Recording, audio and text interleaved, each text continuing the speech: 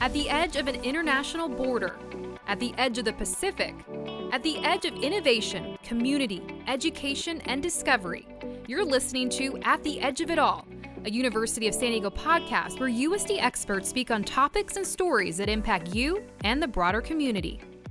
Well, hello, I'm Lisette Martinez. And I'm Elena Gomez, and with us today we have Sahmie Wytewa. She is a tribal liaison here at the University of San Diego. Sahmie, thanks for joining us.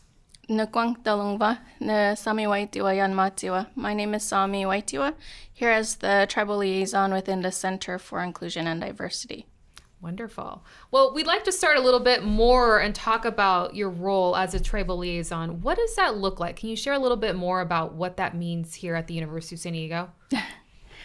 So many things, laugh, right? Yeah, yeah, just break it. Yeah, it's a big thing, yeah. So I think superficially, looking at the role, it is intended to recruit and retain Native American students, ensuring that they're successful here at USD. They complete their educational pathway, and we provide resources and support for them to do that. That's the intent. I think that the role of a tribal liaison changes within both the scope of the work, but also the time, what it calls for, what's going on currently, and what students generally need. It doesn't fit in a package all the time. Yeah. Now, Sahmie, I know that prior to working at USD, you worked as a policy coordinator for the Arizona Department of Education. I was in Arizona myself for a long time, so I know that type of work and what it entails. Talk to us about that experience there, because in speaking with you previously, you said that was a very important role for you in terms of taking the lead in that way. Okay. So my official title was Tribal Liaison and Policy Coordinator with the State Department, Arizona Department of Education under Superintendent Hoffman. I think one thing to be clear about is depending on who the leader is at the state education agency, that role can be there or not be there. It could also look different. It can be embedded in different parts of the organizational chart, and that influences your work ultimately. At the State Education Agency for Arizona, I came on during the time of COVID. And so where you have a scope of work or a position description, sometimes you're having to navigate the current times. And so with COVID, there was some work with tribal nations, definitely having to flesh out what the executive orders from the governor meant in relation to sovereign tribal nations.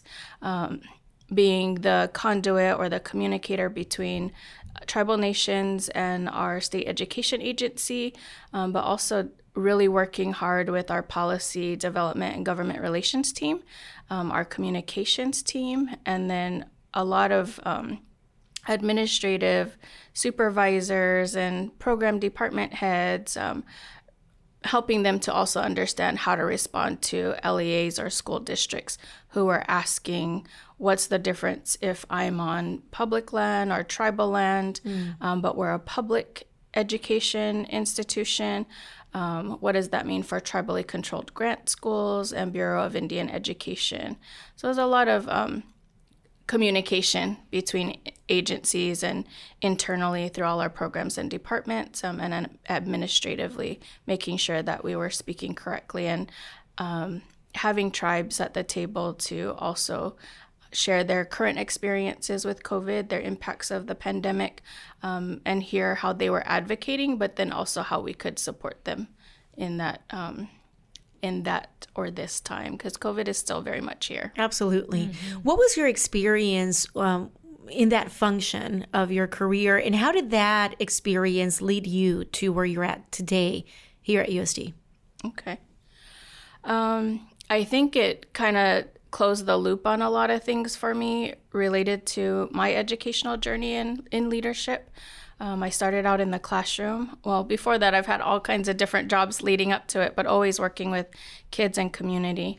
And so getting into K6, K8 education, I thought that I was going to have an impact in changing narratives and influencing how children both chose to be connected to education and then their pathway as well. And then as I went along and learned, sitting on committees and leadership pieces across education, it just wasn't enough. And then getting into admin, the K-12 educational leadership with principal certification in Arizona. And then finding the same thing, that you can be the educational leader, but where do you truly impact change for education? And I thought it was through the superintendency. So I started that pathway. And then I ended up at the state education agency, and it was really valuable for me to see the inner workings. The position itself, I did not expect to be involved in policy or to be engaging with the legislature through the whole season. And that was very eye-opening for me. And where it closed the loop for me was you have to be able to be at the table where policy is taking shape. Right. Legislation is being informed by stakeholders, constituents, and not always who's holding the purse. And so how do we get to that place? It's by educating our community, our parents, our students, and especially higher education, right? Because the immediate next step would be kids leaving and higher ed, college, whatever tracks that they choose, and going out into the workforce and becoming active in their communities, citizens, voting citizens, to impact how legislation comes through. Right.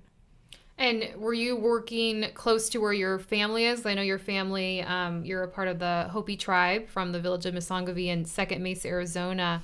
I'd love to learn more about your community. And at that point in your career, were you working close to where your family was at that time? And what was that like? So I was, because I came on during COVID, I was in the best opportunity to stay home. Mm-hmm. We were all remote for the good part of my time there. So I got to work from home, and that was very different.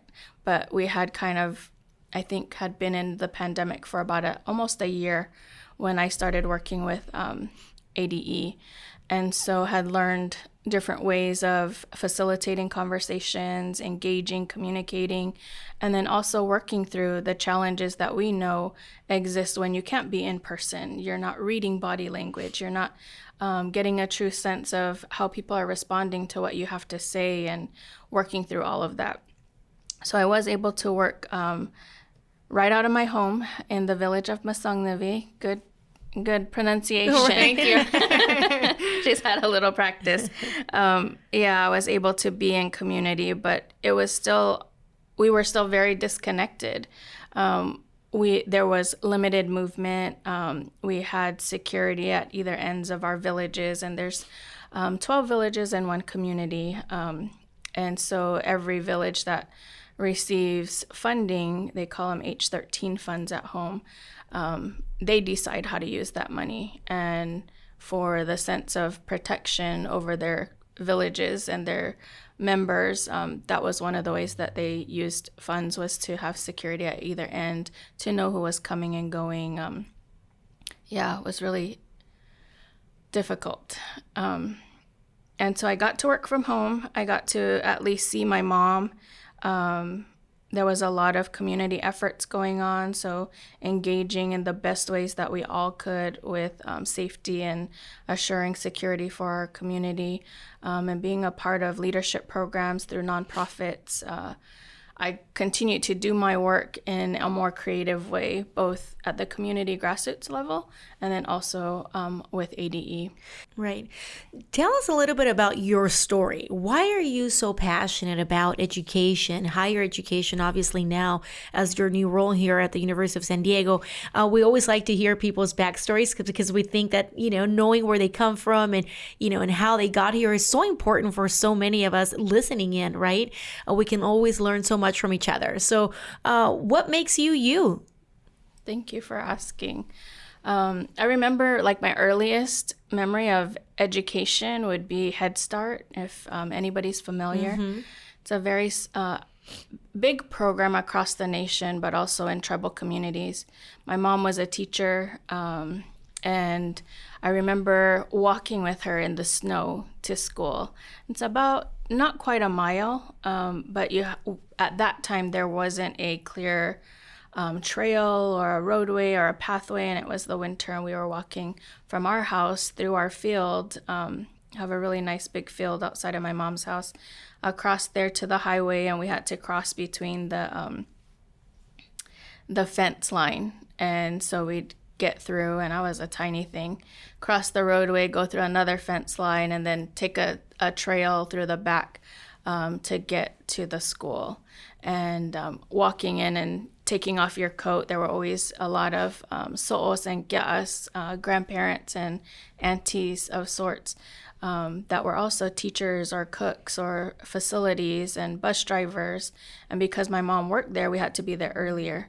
So she'd get in and get me unwrapped and warm up and give me some toys, and she'd go to work getting ready for the day. So that's like my earliest memory of education with my mom. And leaving the reservation, I thought I was leaving for good. I just thought that the opportunities outside of Hopi, because we're still very much rural, remote, don't have access to a lot of things like libraries, movie theaters. You drive an hour or 2 hours to get to those types of things, including grocery stores, where the prices are a little bit more affordable, gas, just a lot of the daily necessities and resources that I feel like it's hard to live here sometimes because I have all of that within a square mile radius of my home. Perhaps too much of it. Yeah. And my elders don't have that. Right. So that experience from early childhood into getting to apply to a Native Apprentice Teacher Preparation Program. And I was thinking about this morning, that one of the, I guess, pivotal pieces of that is I wasn't accepted when I first applied. And I was, sad and I wasn't very excited about, okay, I got to go back to, my regular program of study and just kind of going through this. And something that sticks with me in our language is it's a phrase, but it depends on the context of, and also who's saying it to you and the way that they're saying it, the tone. But it's Baison Hintini, and it means in the most general sense, like, that's okay. It's just, let's just not worry about it, or it'll work out. Like, there's so many ways that message can be taken depending on who's giving it. Right. And so at the time, I remember feeling sad, but also thinking, okay, that it wasn't for me. I'm glad that the people that got in are going to get to take part in this, and it's going to be valuable for them, and I'll just, it's okay, move on. And a few days later, I got a call, and they said they had an extra space, and I was like, oh, so excited. Right. But I actually didn't know that education was my pathway until that opportunity came up. Finished the program, and full circle when I went back to ADE this year, or the last couple of years, working with lobbyists and the legislature. One of my connects was one of my cohort teacher, or she was the program coordinator for NATP, and she is a current Senator Sally Gonzalez, and she's from the Pasquayaki tribe in Tucson. And it was really interesting to connect. And I think when currently they have an Indigenous Peoples Caucus in Arizona where, legislators, senators of Native American background, American Indian, they have that representation there for them. And so it's always nice to take up space with her and connect and just be proud of where we came from, So I think mostly where I've come from in the way of my pathway, my journey has been around kids and community. It's also been out of life experiences that we always want more. We're also raised in Hopi to do better, to be better, to start each day with a good heart, good intentions. And I feel like that's something that I didn't always understand, but I do have more respect for those teachings now. Right. Sahmie, November is Native American Heritage Month, and I know you're doing different activities and events for the community here at the University of San Diego to learn more. What are some things that you recommend or tips for people to learn more about the Native American heritage now in the month, but always? What are some things that you would recommend for people? So we have, through the Office of the Tribal Liaison, during October, introduced some themes that we'd like to maintain throughout the year, knowing that celebrating identity, it shouldn't just be one day, Right. 1 month, but year round. And so one of the resources that we created was moving beyond land acknowledgements, and you can find it on our socials, Instagram or Facebook. And there's one slide deck that speaks to land.codeforanchorage.org.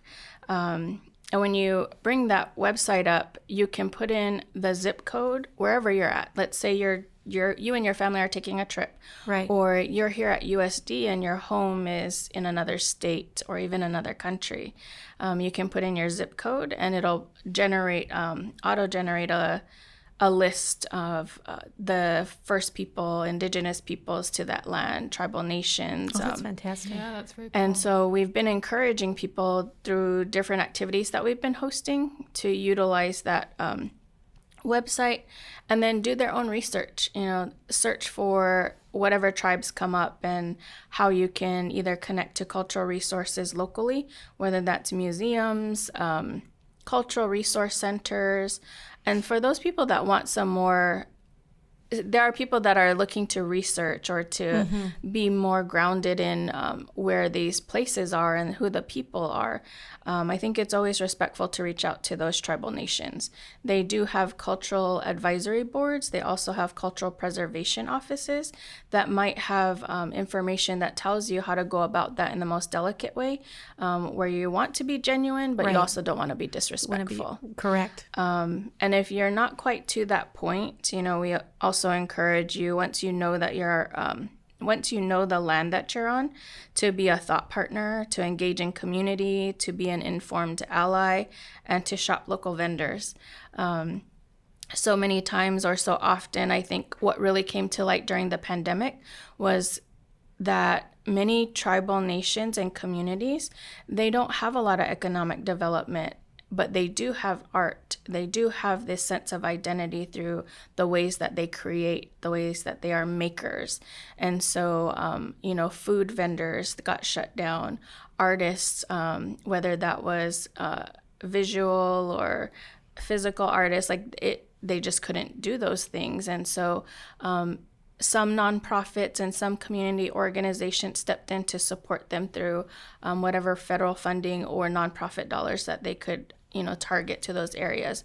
But when you think of that as a lifeline for your family, we want to encourage people to make an effort to reach out to local vendors. Right.